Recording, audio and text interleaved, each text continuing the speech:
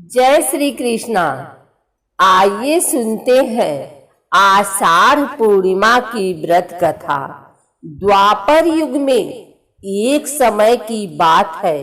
माँ यशोदा ने भगवान कृष्ण जी से कहा कि हे कृष्ण, तुम सारे संसार के उत्पन्न करता पोषक हो। आज तुम मुझे ऐसे व्रत कहो जिससे स्त्रियों को मृत्युलोक में विधवा होने का भय नहीं रहे तथा यह व्रत सभी मनुष्यों की मनोकामनाएं पूर्ण करने वाला हो। यह सुनकर श्री कृष्ण ने कहा, हे माँ, आपने मुझसे बहुत ही सुंदर सवाल किया है। मैं आपको विस्तार पूर्वक बताता हूँ। सौभाग्य की प्राप्ति के लिए स्त्रियों को 32 पूर्णमासियों का व्रत करना चाहिए।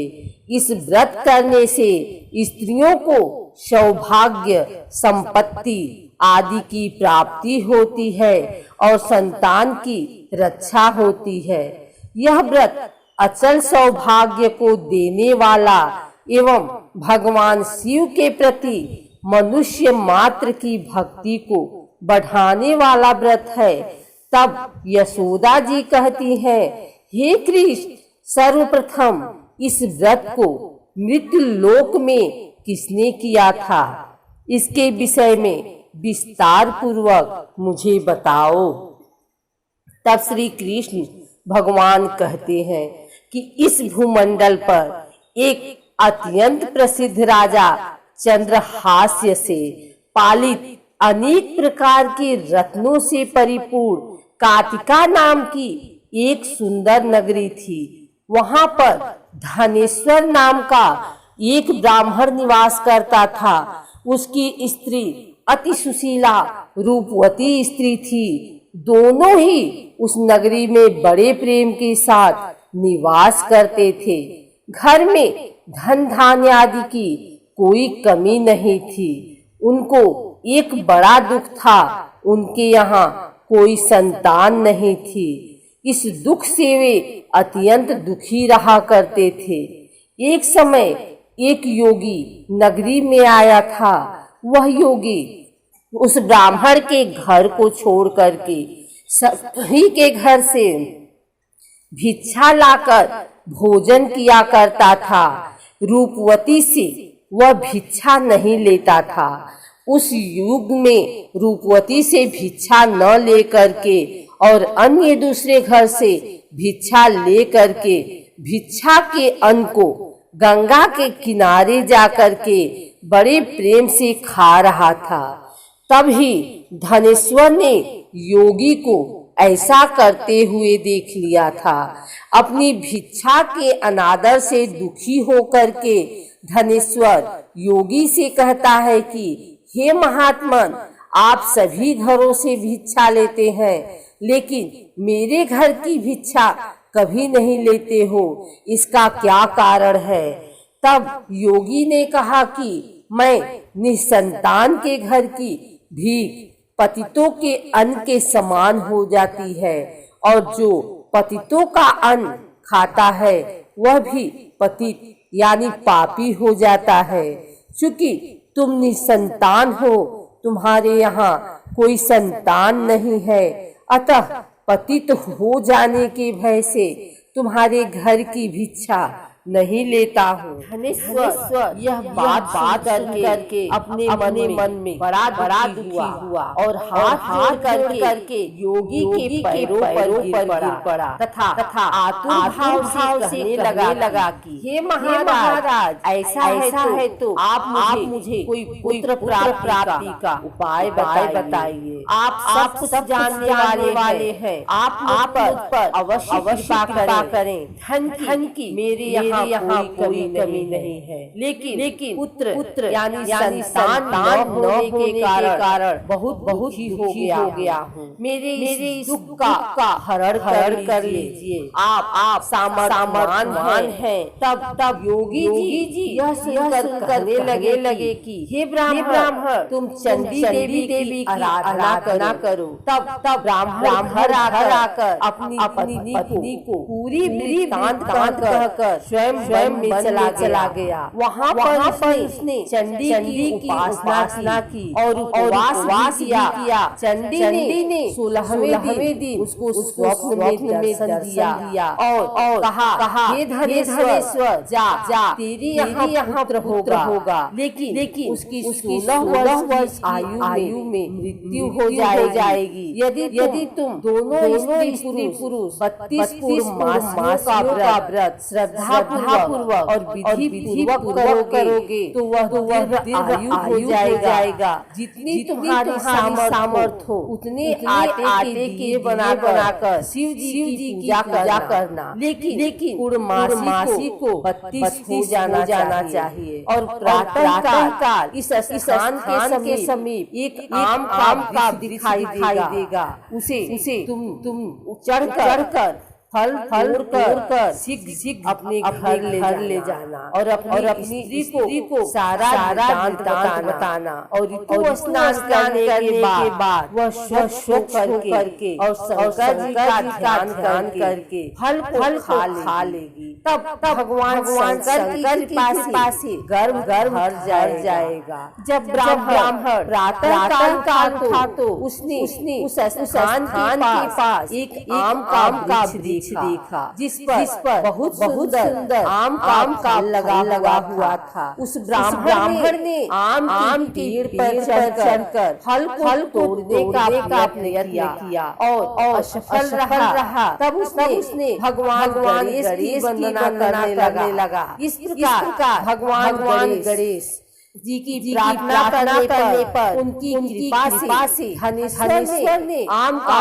फल तोड़ लिया और अपनी स्त्री को ला कर दिया। धनेश्वर की स्त्री कहे अनुसार फल खा लिया और वह गर्भवती हो गई। देवी जी की असीम कृपा से एक पुत्र की प्राप्ति हुई थी। उन्होंने उसका नाम देवीदास रखा। बालक अपने पिता के घर में पढ़ने लगा। भवानी की कृपा से वह बालक पढ़ने में बहुत होशियार था। दुर्गा जी की आज्ञा अनुसार उसकी माता ने 32 पूर्णमासी के व्रत रखना शुरू कर दिया था जिससे बालक दीर्घ आयु वाला हो जाए। 16वां साल लगते ही देवी दास के पिता को बहुत ही चिंता हो गई थी। कहीं उनके पुत्र की मृत्यु इस साल नहीं हो जाए। इसलिए उन्होंने अपने मन में विचार किया कि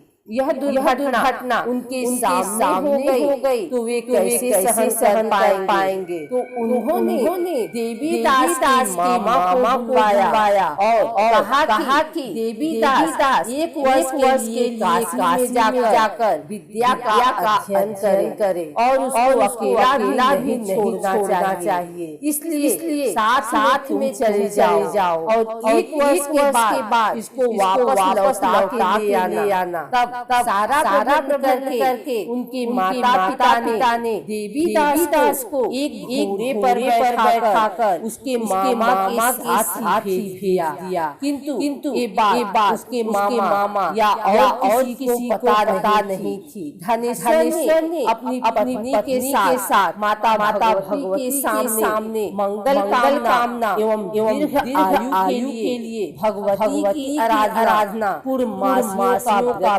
करना आरंभ कर दिया। इस प्रकार उन्होंने 32 पूर्णमासियों का व्रत किया। एक दिन मामा और भांजा रात आने के लिए एक गांव में ठहरे थे। वहाँ पर एक ब्राह्मण की सुंदर लड़की का विवाह होने वाला था। जहाँ बारात रुकी थी वहाँ पर ही देवी दास और उनके मामा ठहरे हुए थे। इसके बाद लड़की ने देवी दास विवाह को अपना लेती है और उससे ही विवाह करने के लिए कहती है। लेकिन देवीदास ने अपनी आयु के बारे में बताया। फिर भी लड़की ने कहा कि जो गति आपकी होगी वही मेरी होगी। ये स्वामी आप उठिए और भोजन कर लीजिए। इसके बाद देवीदास और उसकी पत्नी दोनों ने भोजन किया। सुबह देवीदास ने अपनी पत्नी को 3